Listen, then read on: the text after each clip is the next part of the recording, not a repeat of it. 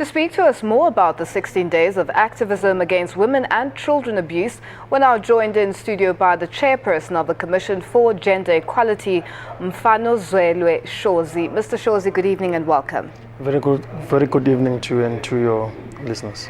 Now, first things first, each year, the 16 Days of Activism campaign raises awareness against abuse of women and children, yet we continue to see the numbers increase on a yearly basis. Is the campaign still relevant? No, the campaign is relevant. It's important for us to have the campaign year in and year out. One, so that we raise the awareness, so that those who are not aware that they're supposed to report such cases, they're encouraged to do so.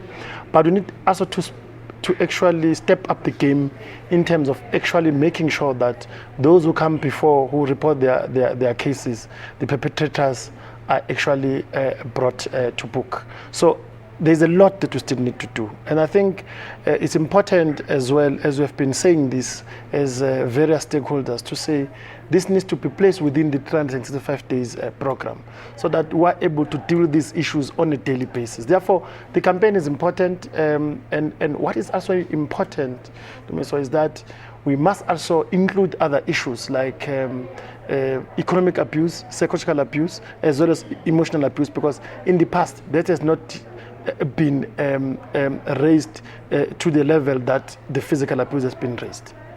Now, Mr. Shozi, you mentioned the fact that this campaign should be rolled out throughout the year, as in 365 days.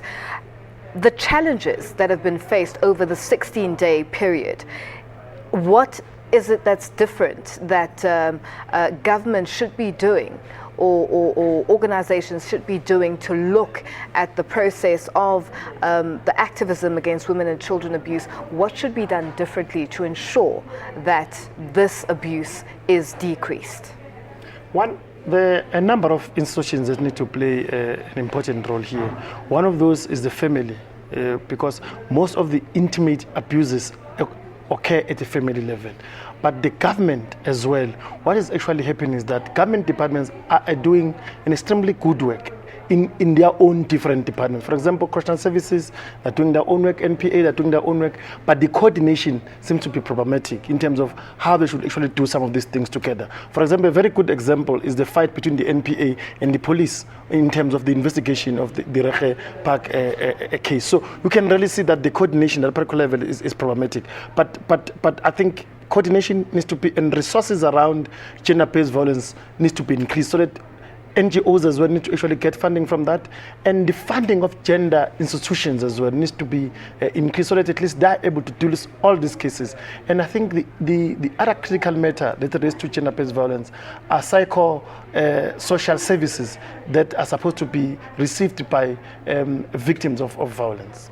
Now, Mr. Shozi, why is gender-based violence so difficult for police to handle? You touched on the fact that all the different elements or all the different spheres are supposed to work together and coordinate.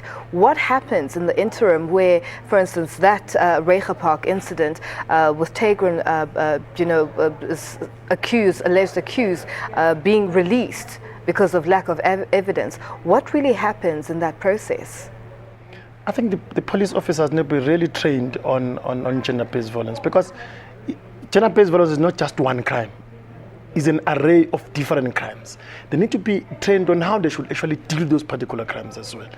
And I also think that the training on gender equality issues has not yet been given to police officers, just to understand the nuances of patriarchy and the nuances of gender-based violence and nuances of discrimination and violence against women. So I think, for example, when you look at the training that they offer, they speak very little on the international instruments, for example. They try and define, for example, the CEDAW, the African Charter on the Rights of Women, the SADC protocols. So it's important for us to be able to draw on what is happening at an international level, so that we are able to actually deal with some of these issues. And I think the training for me is also critical. Most of the people who are doing very good work in terms of this, they're in the private sector. Now, with regards to the stats in South Africa, for instance, we look at women being raped every 30 minutes and every 6 hours a child goes missing. Why are we such a violent nation? People have tried to explain why we are such a violent nation. They will give all sort of examples to say we come from a patriarchal society, we come from apartheid and so on.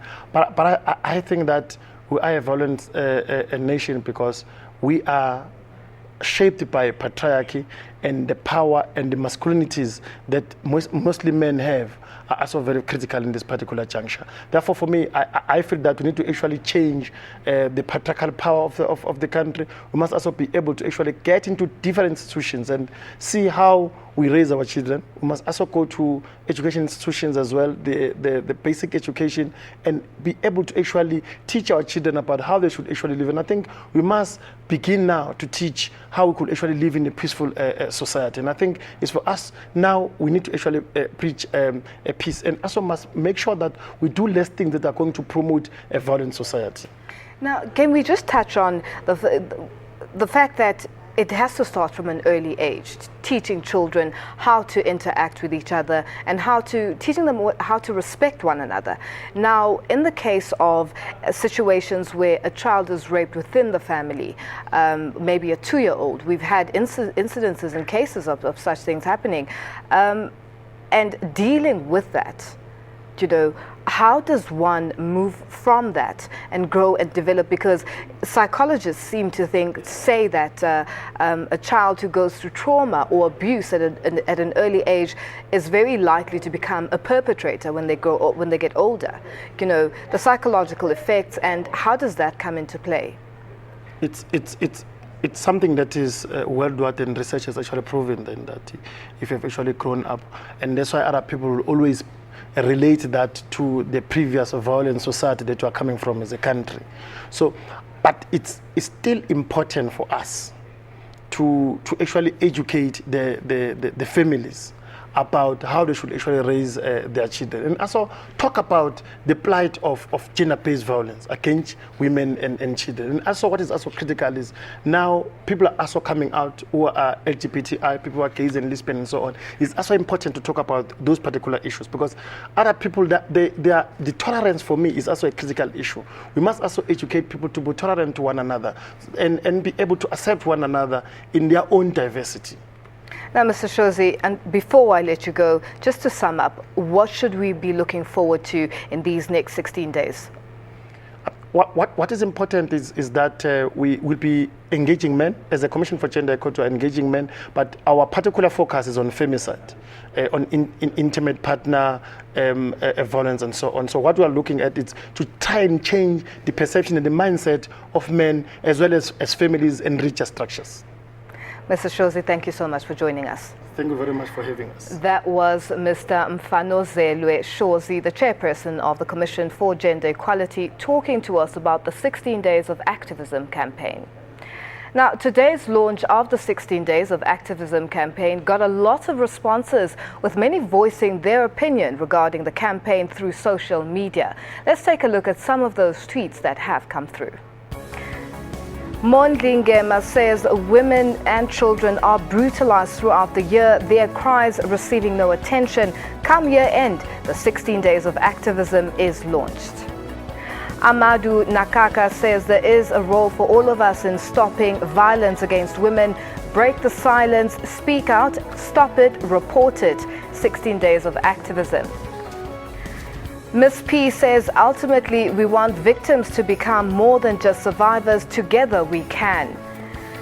Black Lives Matter, stop child abuse, 16 Days of Activism.